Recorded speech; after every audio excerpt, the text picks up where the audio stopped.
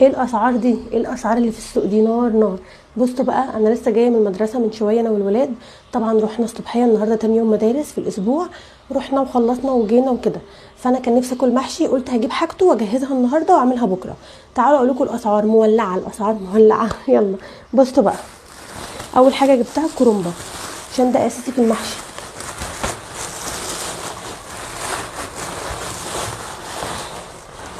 جبتها حلوه اهي يا جماعه، كبيره مش صغيره، ما شاء الله حجمها حلو وورقها طويل وحلو وكده.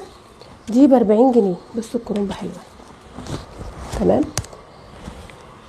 وجبت الخضره بتاعتها برضو، شويه خضره زي الفل، شبت وبقدونس وكزبره، والربطه ايه حلوه شويه، مش زي القديمه دي. ربطه ايه ماليه نفسها شويه، ماليه مركزها كده زي ما بيقولوا. دي من عند حد مختلف.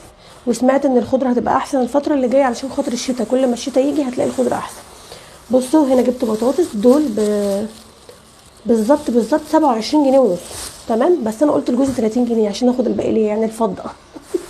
وجبت طماطم. طماطم بقى هي اللي غاليه قوي.